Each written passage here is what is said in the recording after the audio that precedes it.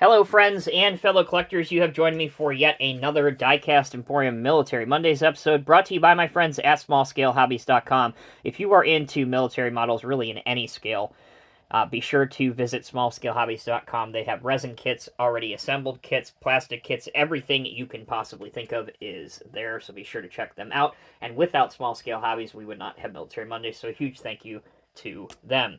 Subject of today's video is the M142 HIMARS. Now, HIMARS is another fancy military acronym, which stands for High Mobility Artillery Rocket System.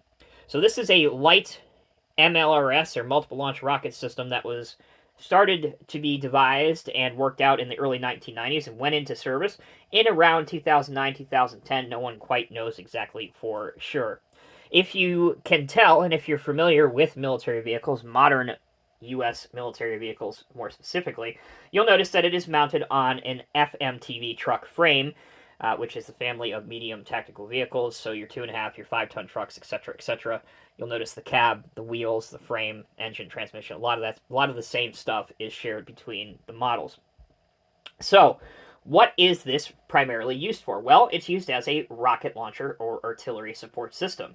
So this thing can launch as many as 6 rockets at a time.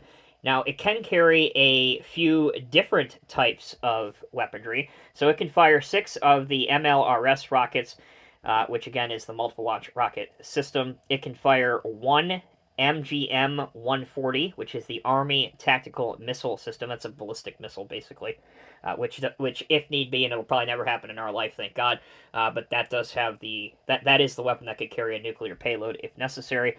Or it could fire 2 precision strike missiles, or the PRSM, which is a short-range ballistic missile. So lots of different options available. In terms of vehicle specification, we'll cover that, and then we'll move on to the model. Weighs about 35,000 pounds. That's with 6 rockets in it.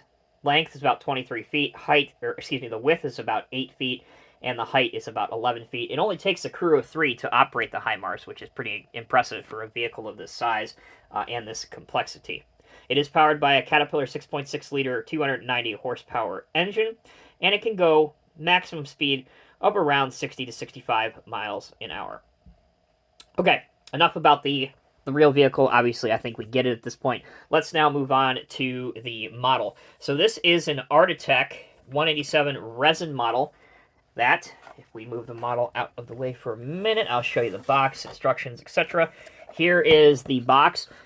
Now, you'll notice immediately, the clue's in the name, you can obviously do the US version or the Ukrainian Army version. The one that is pictured, that's actually a Ukrainian Army version, but decals for both are provided. Now, here's the one big negative aspect, which will become abundantly obvious once you take a look at the instructions, is that you can't really have your cake and eat it too. What I mean by that is you can either build the model in transport mode, as I have, or you can build it with the rocket in the up position or in the firing position. You can't really have both. The mechanism for a working function is not modeled on here.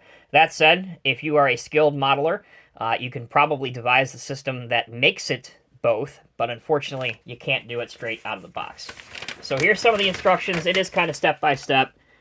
You will obviously need to take your time and go over it. Once you have the vehicle built, here's the last step if you want it up or down. Apologize that the paper is not cooperating.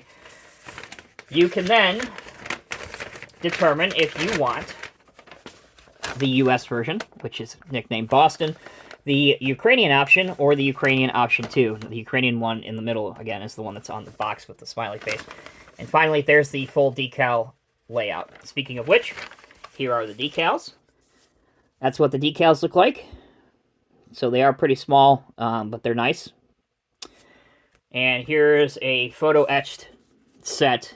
Now, you don't really need to use any of these, especially if you're doing it in a transport mode, but you definitely will need at least this piece if you want to do the rocket in the firing position. All right, that's the box. Instructions, decals, and other pieces. Let's talk a little bit about the model to wrap up the video here.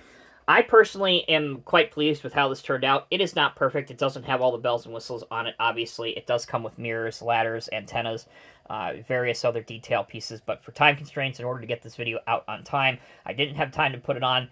But just know that that option is available to you. Again, the biggest negative side about this is that you can only do it down or up. You can't have both.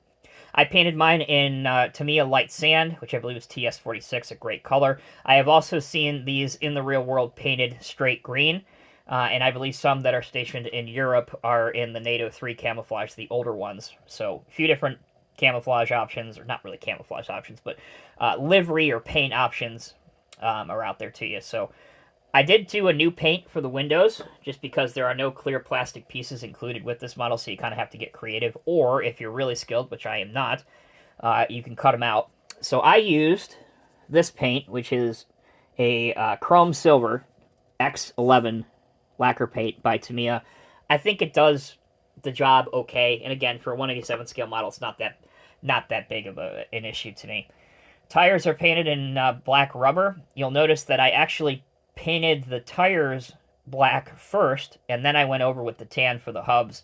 I think that was a better way of doing things, and it looks a little bit better. There's not too many unsightly, uneven paint lines.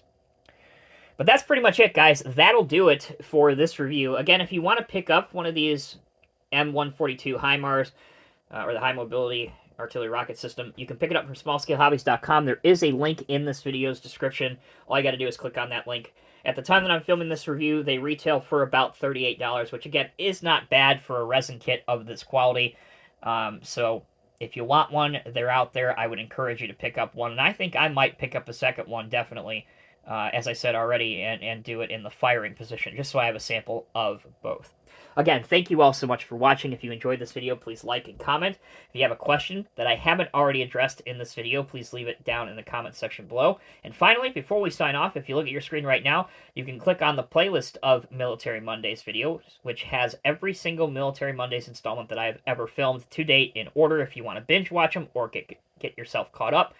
And then the second link is for a video of it, just a random Military Mondays installment that will be computer generated. Alright guys, thank you again so much for watching. Until next time, take care, be well. I'll see you in the next review.